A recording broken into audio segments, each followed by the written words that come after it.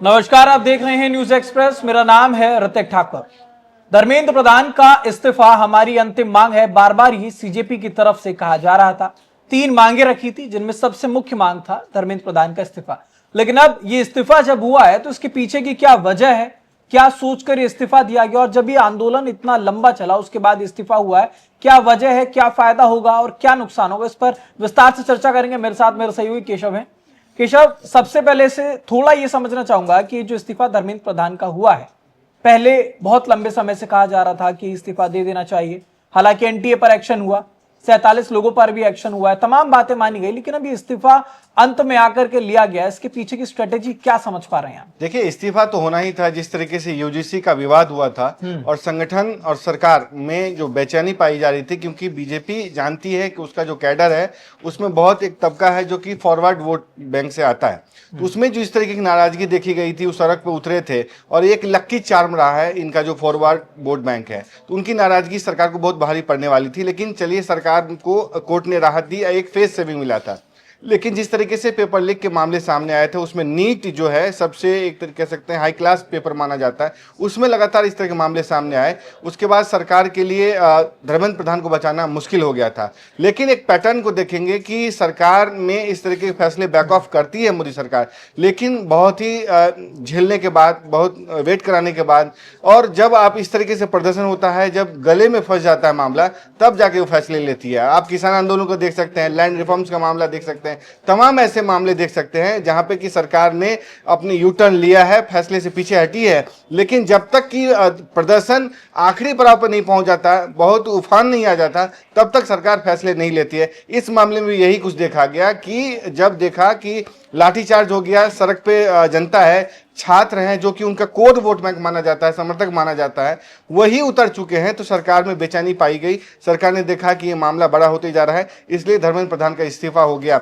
और सिर्फ इस्तीफा का मसला नहीं है, अगर कह लें कि संसद का जो सत्र चल रहा है मॉनसून, वो 1 हफ्ते बीत चुके हैं, लेकिन अभी गतिरोध बरकरार है। सरकार के समक्ष 2-3 मुद्दे मतलब बिल हैं जो कि पेंडिंग है, उसको पास करना सरकार के लिए काफी जरूरी है, जिसमें कि एफसीआरए है, डिलिमिटेशन है, महिला आरक्षण है, जो कि कहा जा रहा है कि 29 से सरकार चाहती है कि पारित कराना है या उसको लागू कर देना है, ताकि 29 के जब आम चुनाव में जाए तो उसको भुनाया जा सके। इसी सब कारण से सरकार चाहती है कि जो अगला हफ्ता शुरू होगा सोमवार से, उससे पहले जो है इस मामले को ठंडा किया जाए, ताकि गतिरोध जो संसद बरकरार है उसको भी खत्म किया जा सके, और जो संशोधन होने हैं, संविधान संशोधन, उसको पारित किया जा सके। चूंकि नंबर अब ऐसा लग रहा है कि सरकार मैनेज कर सकती है, जिस तरीके से टीएमसी में बगावत हुई है, 1/2 की बात हो रही थी, उसको मैनेज किया जाएगा। लेकिन इस वक्त जब हम ये चर्चा कर रहे हैं, तो अभी अब बता दें कि कॉन्स्टिट्यूशनल क्लब में जो बीजेपी है और सीजेपी है, इनकी तरफ से एक प्रेस कॉन्फ्रेंस भी की जा रही है, क्योंकि कुछ समय पहले जो था, अभी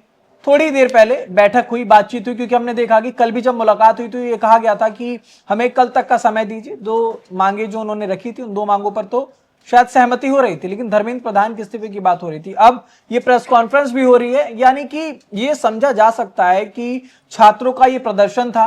साफ तौर पर केशव, जिस तरीके से इस्तीफे की बात हुई और इस्तीफे में जो वो चिट्ठी धर्मेंद्र प्रधान ने पोस्ट की है, उसमें उन्होंने साफ तौर पर ये लिखा भी है कि मैं छात्रों के चलते इस्तीफा दे रहा हूं। इस छात्र आंदोलन का फायदा देश से बाहर बैठे लोगों को ना हो, इस वजह से मैं दे रहा हूं। देखिए, दर्शकों को बताते चलें कि ये जो बैठक थी वो खत्म हो चुकी है, और तमाम जो मुद्दे थे उसमें बहुत हद तक सहमति बनती दिख रही है। जिस तरह की मुआवजे की मांग की जा रही थी, उस पर भी ऐसा लगता है कि सहमति बन गई है। इस्तीफे की मांग थी, वो भी मांग लिया गया, धर्मेंद्र प्रधान ने इस्तीफा दे दिया। तो जो बैठक हो रही थी वो खत्म हो चुकी है, ऐसा लग रहा है कि सहमति बन चुकी है। लेकिन जिस तरीके से सरकार ने मांगे मानी है, अगर वो पहले ही मान लेती तो इस तरह का जो डेडलॉक बना था वो नहीं होता। और कहा जाता है कि जो बीजेपी है या प्रधानमंत्री मोदी का जो मेन समर्थक वर्ग है या जो कैडर है, वो युवाओं का है या महिलाओं का है। ऐसे में उसका सड़क पे आना सरकार को सबसे ज्यादा परेशान कर रहा था। और आप देखेंगे पैटर्न तो न सिर्फ जंतर मंतर पे, बल्कि देश के कई इलाकों में भी इस तरह के प्रदर्शन हुए। बिहार में आपने देखा कि पूरे बिहार में आज बंद का ऐलान किया गया था, वहां पे पत्थरबाजी हुई, प्रदर्शन हुए, लाठीचार्ज हुए हैं, और वहां से तमाम तरह की खबरें सामने आ रही हैं। दिल्ली में जिस तरह के मामले सामने आए, इस लिहाज से देखें तो बीजेपी और सरकार परसेप्शन बिल्ड करने में या जो परसेप्शन बैटल होता है उस मामले में फिर से पिछड़ गई है और कह सकते हैं कि इसी कारण सरकार को बैक ऑफ करना पड़ा, धर्मेंद्र प्रधान को इस्तीफा देना पड़ा। साथ ही साथ संगठन की ओर से भी इस बात का अंदेशा लगाया जा रहा था कि अगर सरकार इससे पीछे नहीं हटती है तो लॉन्ग टर्म में सरकार को काफी नुकसान हो सकता है, क्योंकि अभी जो लोग प्रोटेस्ट कर रहे हैं आने वाले 2029 के चुनाव में और दूसरे विधानसभा चुनावों में ये वोटर होंगे, तो ऐसे स्विंग वोट्स को अगर अपनी तरफ नहीं किया गया, इनको अपने तरफ नहीं साधा गया, मैसेज तो कंडक्ट करने की जो कोशिश है ये माना जा सकता है केशव कि ये कोशिश की गई थी 2027 में, क्योंकि यूपी में इलेक्शन है, 28 से 5 राज्यों में चुनाव, 29 में जनरल इलेक्शन है। लेकिन इसकी गंभीरता इसी समझना होगा कि सरकार ने देखा कि मामला अब हाथ से निकलता जा रहा है। ये सिर्फ सीजेपी एक कह सकते हैं कि एक अम्ब्रेला है जिसके तहत छात्र आए, लेकिन ये छात्रों का कॉमन कंसर्न था। इससे पहले भी देश के दूसरे राज्यों में भी प्रदर्शन हुए हैं, वहां भी लाठीचार्ज हुए हैं, लेकिन चूंकि सीजेपी एक कह ले कि हॉट केक था, उसके अंतर्गत आए लोग, बैठे जंतर मंतर, एक देश की राजधानी है, मेन जगह है। लेकिन अगर आप देखेंगे कि किस तरीके से मामला हाथ से निकलता जा रहा था, तो प्रधानमंत्री मोदी को खुद मोर्चा संभालना पड़ा। आप याद करिए, प्रधानमंत्री मोदी ने सबसे पहले ट्वीट किया कि फास्ट ट्रैक अदालतों का गठन किया जाएगा, कैबिनेट से उसके पारित करवाया गया और रोज रेवेन्यू कोर्ट में इस तरह की अदालत कायम भी कर दिया गया है। साथ ही साथ प्रधानमंत्री मोदी को 2 इंस्टाग्राम वीडियो जो है जारी करने पड़े सेल्फी मोड में। आपको समझना होगा कि प्रधानमंत्री मोदी के पास जो देश का के नाम संबोधन का भी ऑप्शन था, जो लगातार वो करते हैं, 8 बजे आते हैं, 9 बजे आते हैं। आप चाहते संसद से भी बोल सकते थे, मंच उनके सामने था, चाहते तो और भी मतलब कह सकते हैं मंच है, लेकिन उन्होंने इंस्टाग्राम का चयन किया। क्यों? क्योंकि अगर आज का जेनजी की बात करें, युवाओं की बात करें, तो सबसे ज्यादा इंस्टाग्राम यूज करता है। तो उन्होंने जो कहते हैं ना कि आप ही के विकेट पे आकर के खेलना, तो युवाओं के मंच पे आकर उन्होंने संबोधित किया और सेल्फी मोड में किया। इससे उनकी टीम जो है ना, उनकी टीम उनको बताई होगी, और उन टीम बता भी सकती थी कि सर ऐसे हम करते हैं, प्रधानमंत्री मोदी को पता भी है, लेकिन उन्होंने जानबूझ करके इस तरीके से दिखाया ताकि उनके पास ज्यादा से ज्यादा सजेशन कनेक्ट कर सके कि इस उम्र का प्रधानमंत्री युवाओं से कनेक्ट करने की कोशिश कर रहा है। उस पर काफी व्यूज गए। फिर उन्होंने सोशल मीडिया पर फिर से वीडियो बनाया कि आपके सजेशन आए तो तारीफ भी हुई होगी, लेकिन सजेशन ये भी गए कि इस तरीके के माहौल है। पीआईबी और दूसरे उनके जो सलाहकार हैं उन्होंने ब्रीफ भी किया होगा कि सरकार सर कि माहौल किधर जा रहा है। इसी कारण से धर्मेंद्र प्रधान का इस्तीफा लिया गया। चलते चलते ये भी बताएं कि संघ की भी नाराजगी सामने आ रही थी। संघ ने भी एक तरीके से इशारों में संदेश दे दिया था कि अब मामला हाथ से निकल रहा है तो त्वरित कार्रवाई करने की जरूरत है। ठीक है, लेकिन अंत में ये भी समझने की जरूरत है कि जिस तरीके से धर्मेंद्र प्रधान का ये इस्तीफा हुआ है, अब क्योंकि सीजेपी लंबे समय से आंदोलन पे था, प्रदर्शन कर रहा था, देश भर से तमाम जो युवा हैं उनको यहाँ पर बुलाया गया, लेकिन अब जो 3 मांगे थी जिनमें ये कहा गया कि मुआवजा दिया जाए लगभग 1 करोड़ रुपए, उसके बाद जो भी बच्चे प्रदर्शन में थे उनके खिलाफ एफआईआर वापस ली जाए, उस पर भी सहमति हो रही है। अब एक रह गया था धर्मेंद्र प्रधान का इस्तीफा। जब ये तीनों हो गया है तो राहुल गांधी ने एक ट्वीट किया और उसमें राहुल गांधी लिखते हैं कि अब प्रधानमंत्री माफी मांगे, और उसके बाद जो ये प्रदर्शन हो रहा था, लाठीचार्ज हुआ, अब उन लोगों पर एक्शन हो जिन्होंने लाठी चलाई। तो क्या समझते हैं इस बात से कि धर्मेंद्र प्रधान का इस्तीफा हो गया तो अब ये लगने लगा है लोगों की अब जो चाहेंगे वो मनवा सकते हैं सरकार से? नहीं, डिपेंड करता है मुद्दा किस तरीके से है। अगर यही विपक्ष करती तो बीजेपी को फाइट करने में आसानी होती, क्योंकि बीजेपी को सूट करता है कि कांग्रेस आए। कांग्रेस ने पहली बार तो किया ना, कम से कम एटलीस्ट राहुल गांधी ने नेतृत्व किया विपक्ष का, और जाकर के धरना स्थल कहां बना दिया? प्रधानमंत्री आवास को। यानी कि उनके सामने जाकर के प्रदर्शन करना अपने आप में ऐतिहासिक घटना था, कांग्रेस के लिहाज से तो और भी ऐतिहासिक।